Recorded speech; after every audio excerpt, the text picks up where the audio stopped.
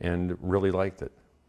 Now, you described a little earlier, and you tell our audience how you begin to produce one of these artworks. It's sort of spontaneous, isn't it? Yes, at the beginning? it's from the mind to the canvas. And what I do is I'll start a painting as a floor, on the floor. After I prime the whole painting, I start on the floor. So I'm actually kneeling on top of it.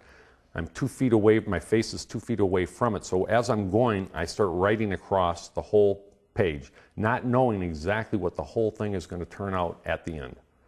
And then from there, I take it and I'll move another one down, put one up on the wall, and start painting as I can stand back now and start looking into it and really start getting a little more creative, fine-tuning things. The hard thing is, and I think it's for any artist, is to know when to say no.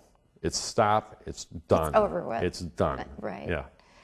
So it's just a complete free-flowing of your subconscious. Absolutely. I absolutely do not do a sketch on any one of these.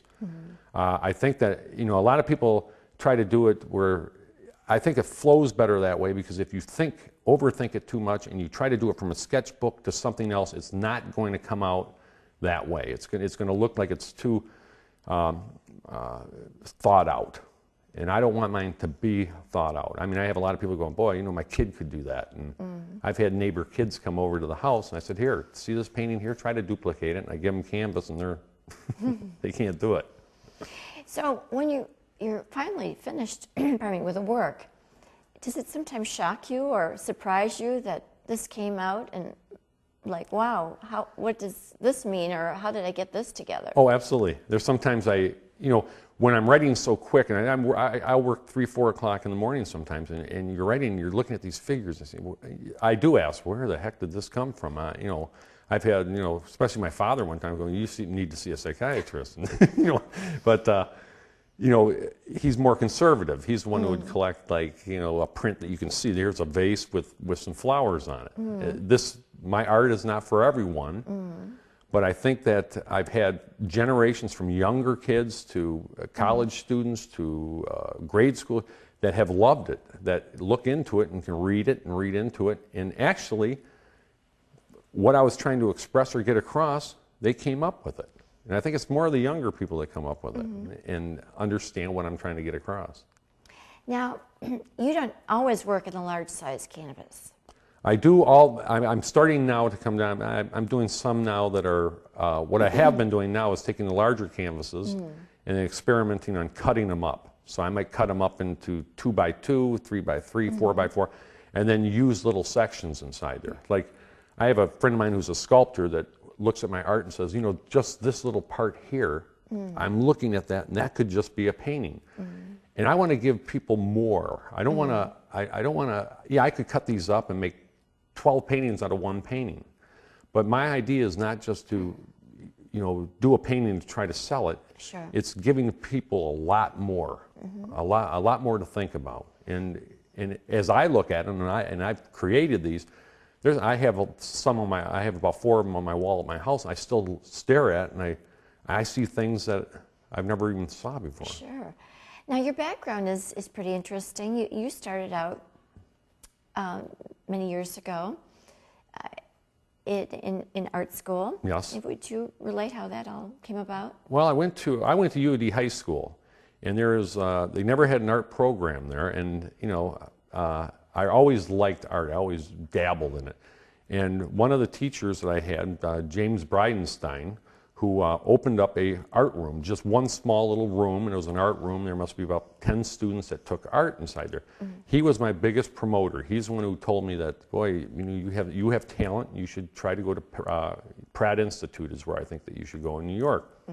And so I put together a portfolio over the summer working out of a garage, and I got accepted at Pratt Institute. They waived the entrance exam and took me right inside there. Wonderful. And now Jim Bridenstine's a curator at the Kalamazoo Institute of Arts, and was at the Detroit Institute of Arts. So we still stay in touch, and he was probably the one that really pushed me. He said, you're always thinking that, oh man, I got to make a living somehow. Can I make it in art? And that's...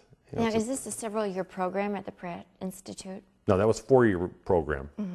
And then I got accepted into U of M at medical illustration, which is, far from what you see on these walls here. How did you go from one to the other? Well, I got into it was so stringent of a course that the medical illustration, you're going to be illustrating medical books. So you're going to do the heart. I took autopsy classes over at Columbia University in New York. And then, I had a knack for it and I could do it, but it was just too tight.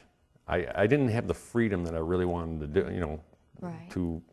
I couldn't express my ideas. And when you're drawing apples and you're drawing hearts it's just something that... I'm surprised you thought of going into that. Yeah, it's basically U of M giving me a scholarship in it, but I could back out at any time but keep the scholarship. So I backed out. And then from there you went to where? I went to Center for Creative Studies at night, took classes in watercolor with Richard Jersey. And that was a very realistic drawing I did there. I think you have to have a background of realistic drawing before you can really get in there. I did the same things that every art student does. Every time you go to New York, the DIA, or go to any museum, you see those people, this art students sitting down drawing the masters and all that. Everybody has to go through that. You take your figure drawing classes.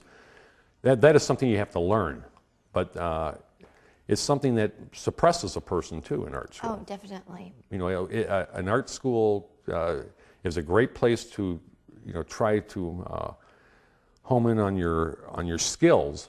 But what it doesn't teach you is now you're out of school, you graduate, you need a car, you need to eat, you need something to live in, rent a house or something.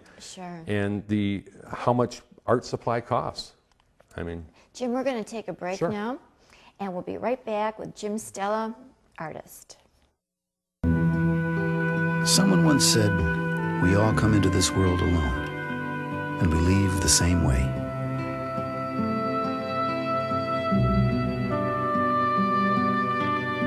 But in between, we have the chance to connect and help each other, to find ways you can do something to connect with the people in your community, called the Points of Light Foundation. Do something good. Feel something real. We're back talking with artist Jim Stella. Now, as far as your creative process, do you get any frozen moments where you just don't seem to have it coming in and producing? Absolutely. It's like any person in music or anybody that's did their best, any actor that did their best work, the next one could be a flop. Yes, you do get mind lock. When I do get mind lock, I walk away from it. I paint every single day, but then again, I will just, if I'm not too happy or satisfied with it, I walk away from it. Like this painting behind you, I painted